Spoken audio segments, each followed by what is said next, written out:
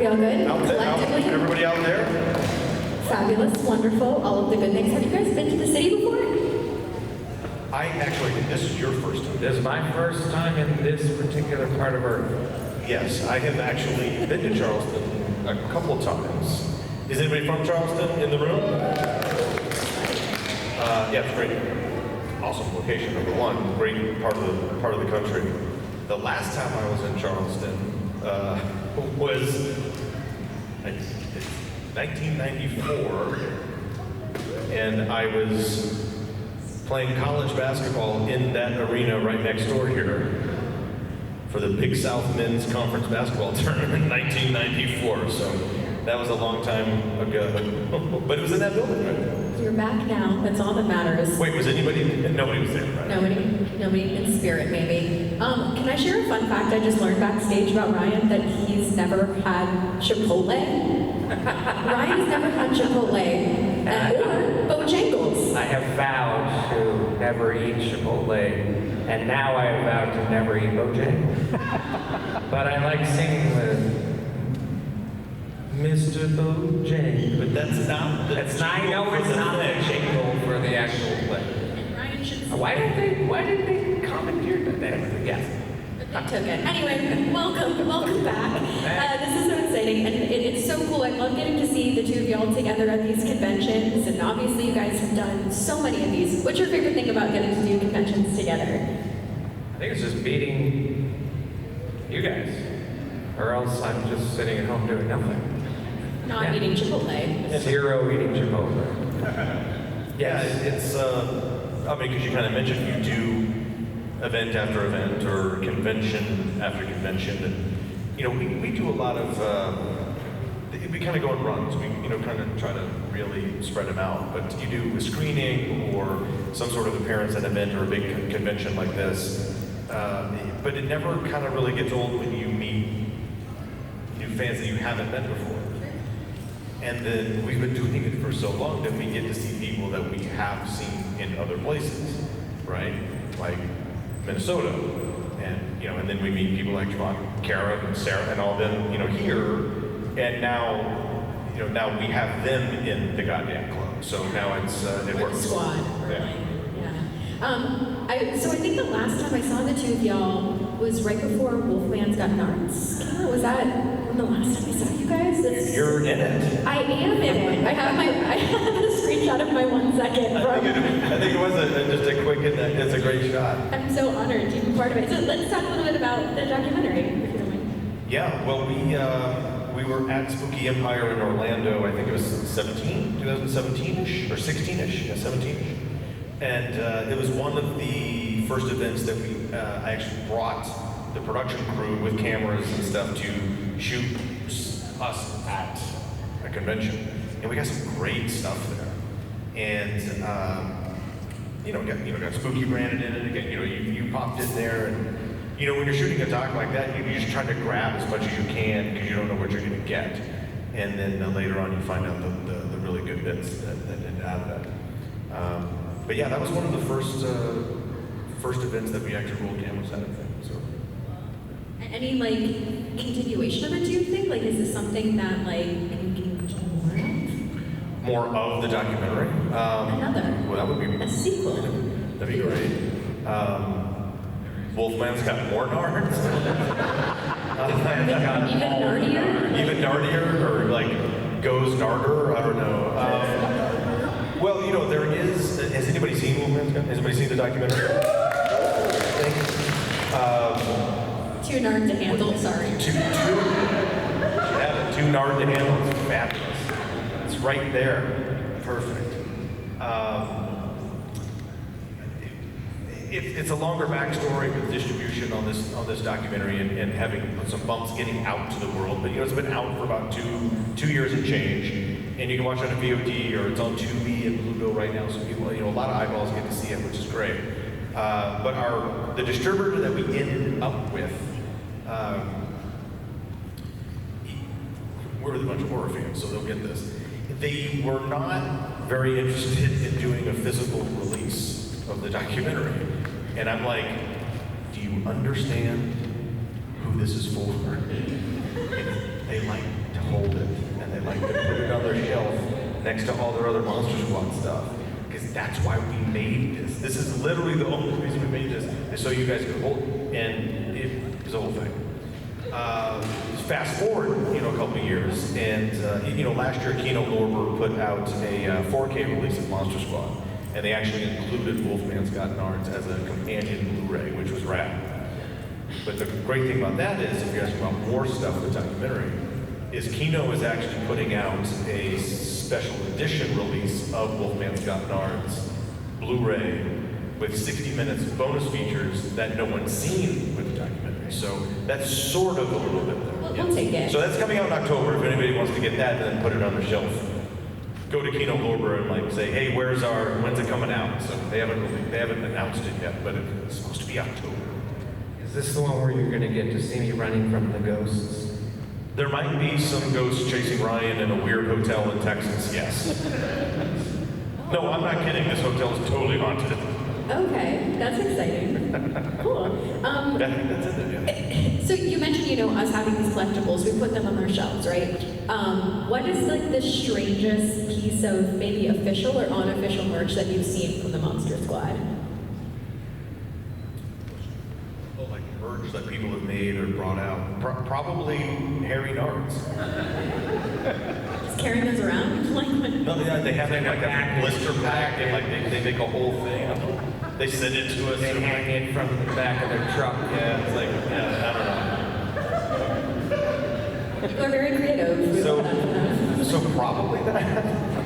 I've seen some interesting custom action figures. Latest one being, I don't know, it's about this big. It's incredible, and he sent it to me, and it's amazing. I love it.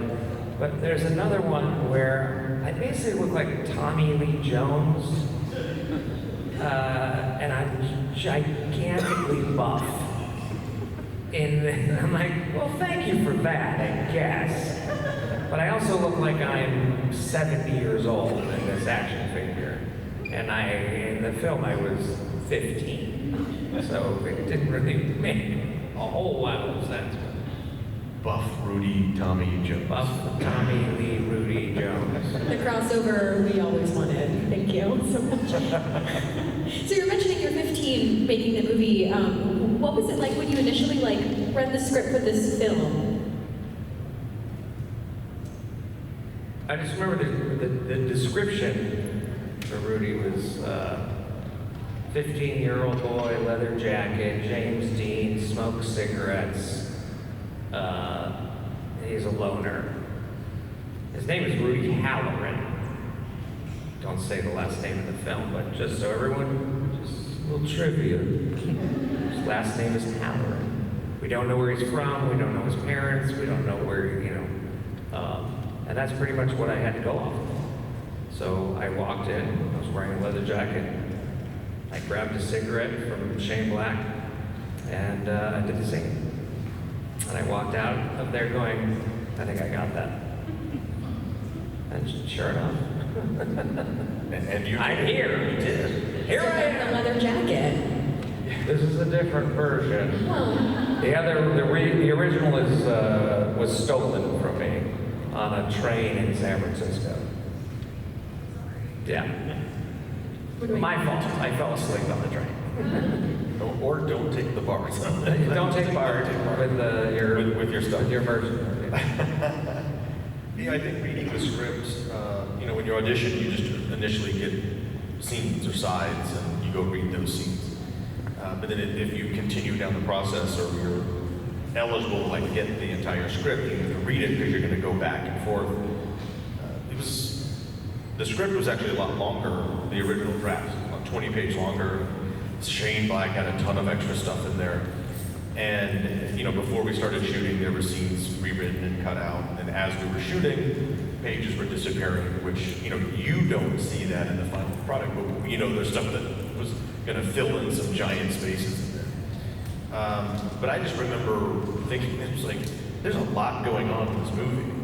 There's a bunch of monsters, there's creature effects, these kids are running all over the place, riding bikes, shooting shotguns, and tree houses are blowing up with dynamite, and I was like, yeah, this is pretty cool. This is neat. But since you're talking about your audition, we always, the funny story is, I never auditioned for the role of Sean Crenshaw. And all of my auditioning and going back to callbacks and producers' meetings and all that was for the role of Rudy. And we now know why I didn't get cast as Rudy.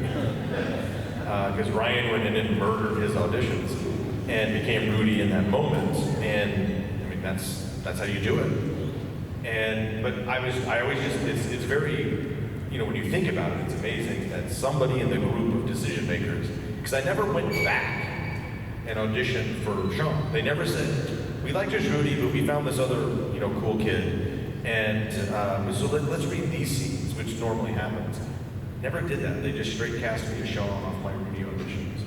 And I still don't know, because I've kind of asked when people batted. I don't know who first said, well, what about that Andre kid that we read for Rudy? Is he Sean? And they all said, maybe. And then yes. So it's kind of a cool, what I'm trying to say is everybody ended up exactly where they're supposed to be. That's what it was. So it's and all through just sheer coolness or luck or something. So it's good. So I still call you that Andre kid. That Andre kid, yeah, give me that Andre kid. You're like, let's take the hair product out of his hair and like give him clothes that don't fit too good and make him a lot dorkier. And I was like, oh yeah, that is Andre. Andre kid, of course. So obviously, like, this movie is so rewatchable. Obviously, we're all rewatching it over and over and over again. Well, what do you think it is about the Monster Squad that sets it apart from other, monster films or even films of the 80s? I think if you were of its time or even like, a few decades out of it, it's pretty relatable to outcasts. Everybody wanted to be Rudy, of course, duh. But everybody felt like they all the characters seemed to be you, or you, or you, or you. And everybody we always hear this, I had my own Monster Squad, I had my own club, I had my own friends, and we felt like we didn't belong, and we wanted to kind of congregate with each other and make something that other kids maybe didn't understand. And I think that's what it is. And that's what I always think about the character of Rudy. You guys think he's like the cool guy, or but I think there was something way deeper going on. I don't know if he killed his dad. You know what I mean? Great line. It's a great line. But I think he was just like a misunderstood child. And everyone talks about James Dean or something like that. Well, James Dean character in Rebel Without a Cause was sort of a misunderstood teen as well. So it's just about belonging, I think. It's about it's not really about the monsters so much. It's really about like just finding your squad and who you want to associate with. I think that a lot of people can relate to that. And I think that relatability is, kind of inside of the structure of the story that Shane Black and Fred Decker ended up putting on paper. And I think unbeknownst to them, they tapped into something that was like that. And some of it starts with kind of, archetypal kind of characters and situations that everybody can kind of slide into. But like Ryan was saying, when you saw this movie, I guess, this is the stories that we kept hearing from years is, I saw this and it impacted me and I connected with it and it hasn't gone away. That connection hasn't left. But I was you, or I was Horace, or I was Patrick, or I was Phoebe. There's tons of Phoebes out there, right? And they all found something to connect to, but that comes from the story. And I don't think, because they've said it wasn't intentional, but they tapped into something. And I think we always kind of talk about it because it was done it was written and then made with heart and authenticity of how youths of the day interacted with each other. But that's in every generation. It just happened to be captured in that moment. And I think we kind of realized years ago that why did it work? Because the guys that were writing this had just gotten out of that, because they were all like 23, 24 when they wrote this movie. They just ceased being us, and were in college and got out of college. So they were kids just back then. And normally when you see like a kids group film or a kids adventure series or something, they're written by like 50-year-old dudes who haven't been a kid in like 40 years. And it just doesn't work. It doesn't work the way this did. I mean, that's what everybody always said. It's like, it was so real to me. You guys sounded and looked and felt just like us and our friends. And I don't think that, I think that impacts and stays in there. Awesome. All right, so if it's okay with you guys, we do have a microphone up front for whatever questions you guys have. You guys can have. Yeah, jump up. Hey. Yeah. What's your name? Well, my name is Brandon. First of all, with Monster Squad, that was my first favorite movie ever. And Dracula became my hero. So was Rudy, but I couldn't know who to root for more. But the thing I really appreciated about Monster Squad was like the Lost Boys meet new generation exposed to Dracula, Frankenstein, the Mummy, and so forth. Was that one of the original intents, was to show a younger audience, hey, this was the past, but we can still make it contemporary? Yeah, I think you're spot on, because that was exactly what was in Fred Decker's mind when he came up with this kind of crazy story. And they were all in college. Like Shane and Fred all went to UCLA together. And Shane moved to LA to be an actor, and he's a great actor. But started writing stuff with guys like Fred in college. Fred wanted to go to film school and didn't get in. So he was an English major at UCLA. And they were all sitting around their pad, and he said, hey, I've got this crazy idea. And Shane goes, oh, that sounds good, let's write that. And Fred's idea was, what would it look like if the Little Rascals fought the classic Universal monsters? And when you hear that, you're like, oh shit. You were stanky. I was not stanky. Yeah, you were. Yeah, but and you're like, well, that's exactly what it kind of would look like. Because that all comes from Fred growing up in that era, watching reruns of Our Gang, and he was an absolute classic creature feature kid nerd that just absorbed all of that and said, I want to put this together today in these times. And we end up with what we have. So I'm glad you got to see it. When did you see it for the first time? Correct me if I'm wrong, the movie came out in '89, right? Came out in '87, but the video release was like late '88, '89. That's when it really kind of, if you saw it on video, yeah. Yep, considering I was born in '85, a couple years later, a couple years later. Yeah, awesome. One last thing, man, don't ever ask for a sequel. It's perfect. No. Don't mess it up. Not in the movie. That's not what I asked for. No sequel, it's a national treasure. Thank you. Okay, I haven't talked about the documentary, but thank you. Hey, how's it going? Land of the Good afternoon. With a movie like yours that's so iconic that people have been watching from generation to generation to generation, what is the weirdest fan experience you've had being recognized in public? A lot of testicle jokes. What is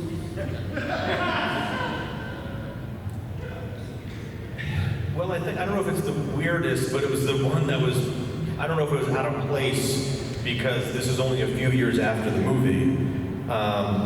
Because as we all know, the movie did not perform well when it opened. It was an actual box office bomb, right? So we didn't think anybody saw this movie because it just disappeared. And then it came out on video, and we didn't know some people saw it, and HBO, like it was completely unknown to us. When I was in college, I had this kid who was,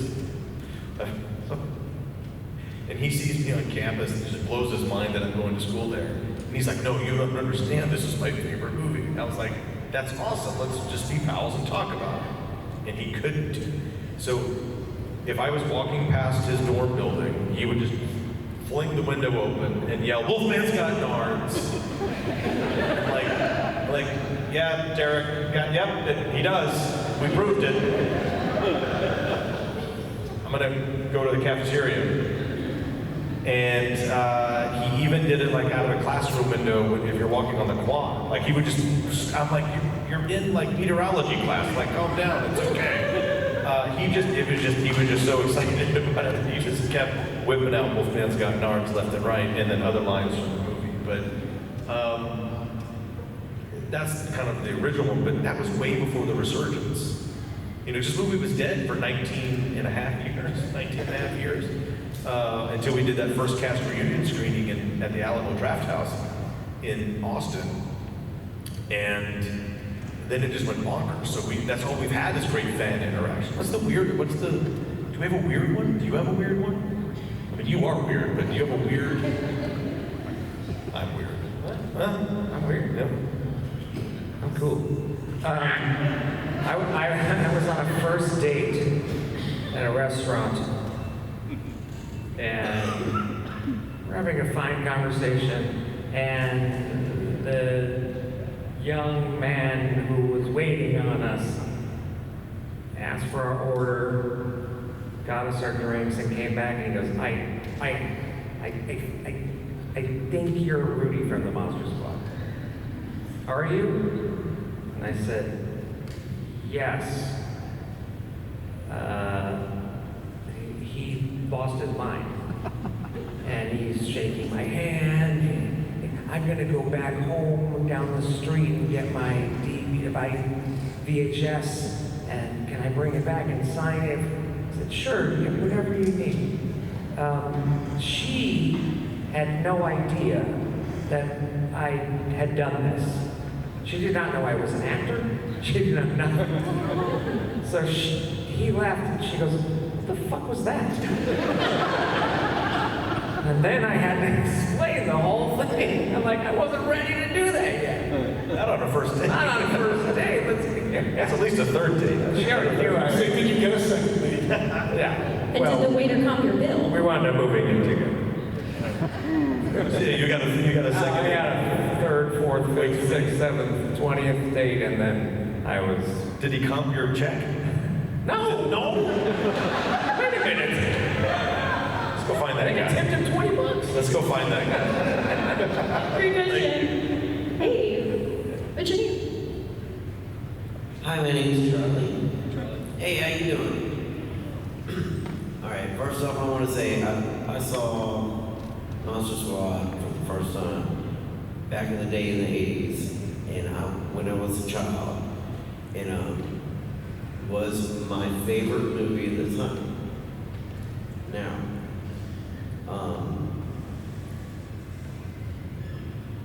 I understand why it didn't gain success because of the movies that were coming out at the exact same time. You know what I'm talking about. We do. Yeah, that really sucks.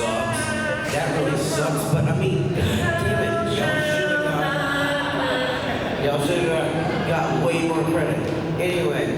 Anyways, my question is, all right, you played Rudy, who was awesome, and I looked up to that growing up as a kid. I was like, dude, this guy's riding his bike, fucking beating up kids, making them eat Snickers and stepping on stuff. All right, my question is, did you really strike that match off that boot?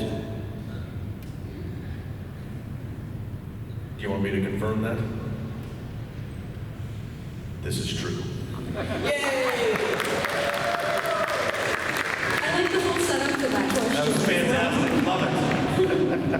Hey, what's your name? Hey, Manuel. And I'm sorry, I gotta ask this question. Is this ever a remake? No.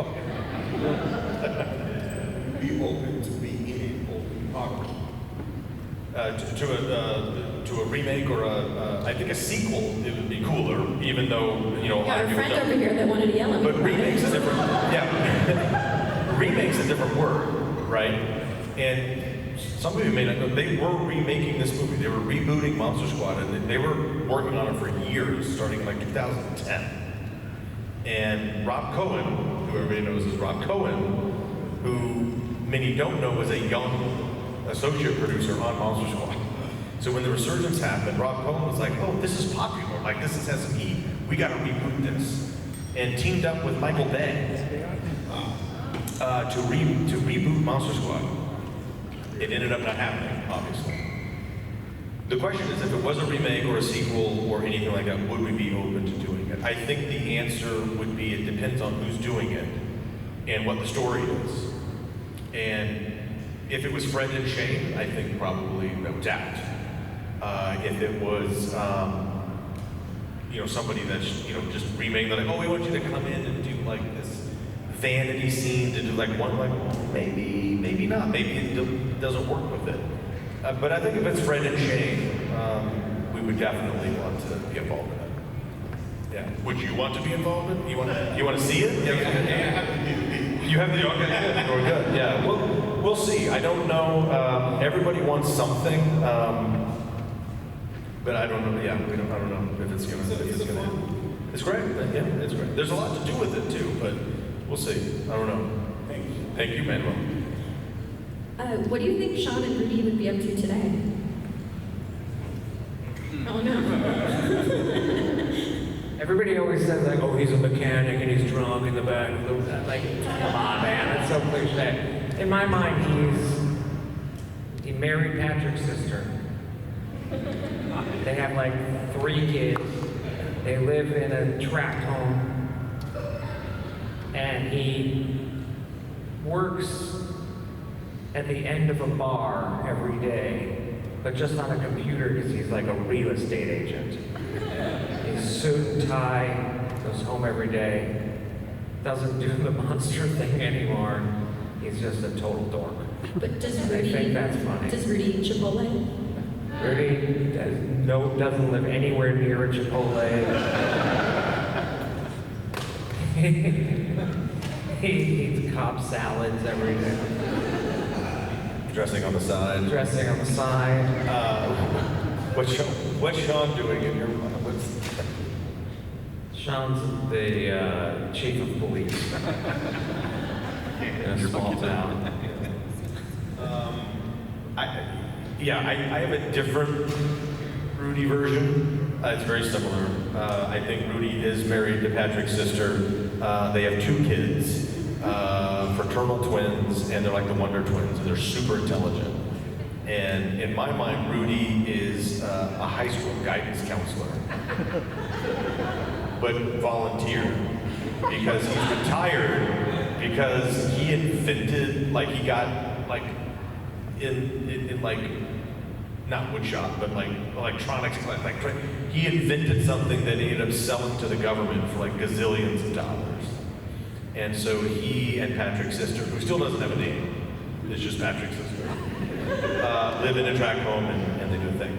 Sean is definitely like a sheriff. He's that guy, I think. So I think he follows in Dad's footsteps, but maybe something different. And we co-parent Horace's children. Yes, because in our future story, Horace, because Brent Chamberlain has passed away, years ago, but in our timeline in the story, Horace has a son, and I always think that Sean is the godfather to Horace's kid, and then we all make sure that they're all good and taken care of. Perfect. Does that work? That's kind of cool, right? Okay, good.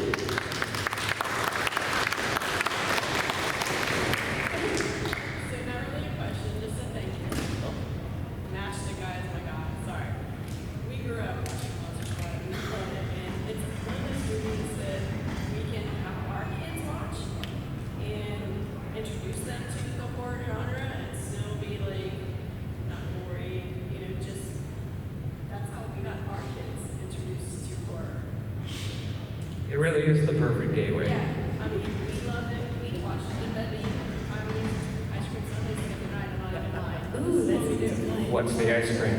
Yeah. What kind of ice cream? Raspberry. It was raspberry. It was like one of the things that we watch with our kids. Of course. And like introduce them into the war genre because that's where we're at. And like gently bring them on. So. What's next? Yeah. What's next? Yeah, what's the next They're phase? a little older, but I mean, they're a little older now. So. He's crying, oh my God. What do you think is next? I know, but I think you're perfectly right. I think it's a great game. It is kind of the game. Like, we're like old school, love that shit. So how about, yeah, like the Yeah. So, like, watch Bride Frankenstein. Terrifier 2. Just go straight to it. Go straight in. Oh, thank you. Literally went from us to them, and I think they will carry it to their kids. And those are the awesome stories that we've been hearing. And I don't know how, why, but Monster Squad, the story keeps giving generationally. So thank you for that. A tidbit: Monster Squad wouldn't exist, like I said. We were talking about the Little Rascals fighting the classic Universal monsters. But the biggest influence was the Abbott and Costello meet Wolfman, Abbott and Costello meet Frankenstein. And Monster Squad would exist without Abbott and Costello meet Frankenstein. And it's still kind of spooky, scary. The monsters are kind of, real, but it's campy horror, and they'll probably enjoy that, which is even, with cool kids. They'll probably enjoy that too. So thank you for that. Appreciate it. Out of curiosity, because obviously sometimes not all movies are shot linear, like start to finish, which monster did you actually see first when you were filming?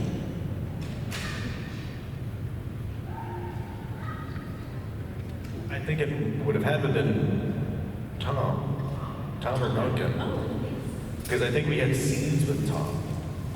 But with the story, because everybody always asks us, like, what was it like to work with Tom Noonan and Duncan? And we're like, we have no idea.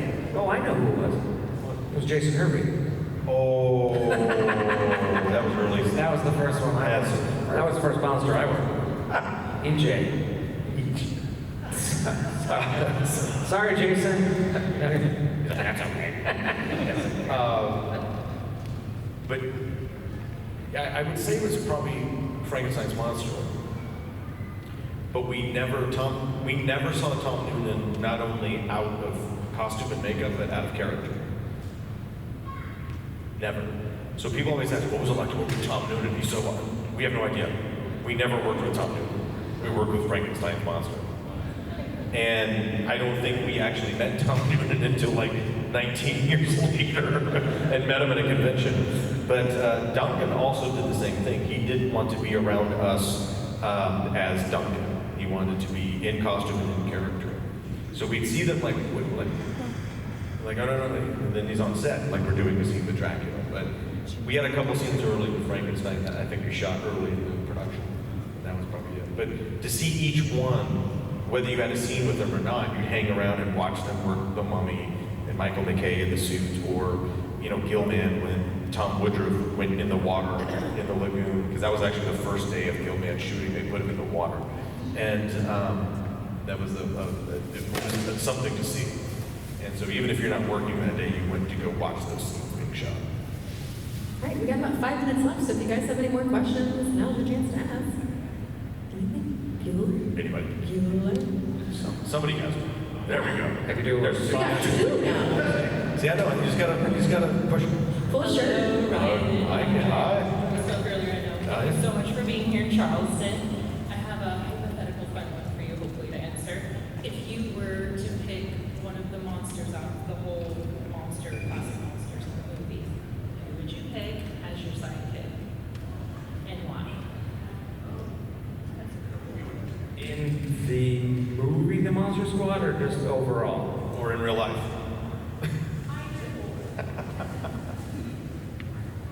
Bride of It's the Bride of Frankenstein. She can follow me around. I'd follow You her follow her around. around, I think, is what happened. I'd puppy dog that all the way. Yeah. I love Creature from Black Lagoon. That's my guy. But if I had to go to answer that question, I might be the Invisible Man, because that would be a cool friend to have. So I might go with that. I love that with the Okay. So I've got another, another thank you actually. So I actually watched Monster Squad with my family for the first time about a year and a half ago. So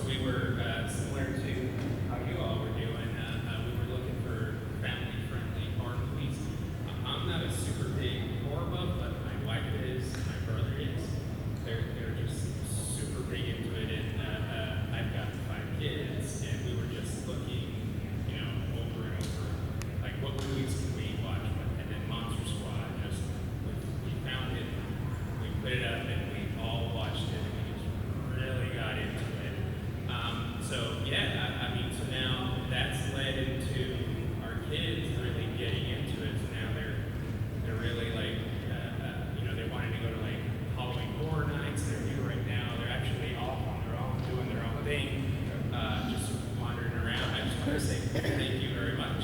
And yeah, it's because of movies like yours that you're essentially leaving a legacy, and the next generation is in fact just rediscovering all those classics, and so really just diving into those, because that's that perfect film that is essentially the right film that's not too gory, doesn't have too much sexual content or anything like that. That's like perfect to watch film. So thank you. Well, That's awesome. Appreciate Bring it. them by the table. yeah, bring them by the table. Say hi to your family. Yeah, everybody, come on by, we'll say hi and take photos and get stuff signed if you want it. But I think that's another example. Someone said, this is a number of years ago now, someone said, I'm going to tell you something. We're going to be watching Monster Squad in 2050. And I went, oh, okay. I said, I don't know about that. He goes, no, I'm telling you, we are absolutely, because of the same story. Because I showed my kids, and I know they're going to show their kids, and they're going to show, and I thought about it, and he goes, we're going to watch Monster Squad in 2050, and we're not going to give it about a Marvel movie. And I went, oh, wait a minute. But I'm not too sure he was wrong, because of cool parents like you guys, and making those things happen, and then allowing it to kind of continue. So it's just opening up the gate for them to walk through the gateway and go on the adventure themselves. So I think that's pretty cool. I would say like my gateway into the horror world when I was very young was OG Scooby-Doo. I mean, the music alone, I dream of it. I loved it so much. And my son loves Scooby-Doo now too. So it is one of those like generational things. It's not going to give up. It's not going to let you go. Monster Squad's got a whole. I was going to say, I hope I still going to host these panels for you in 2050. I'm available. What was our first one? We'll do it. Well, this has been such a joy. Thank you guys so much for being here at Spooky this weekend. Thanks for spooky.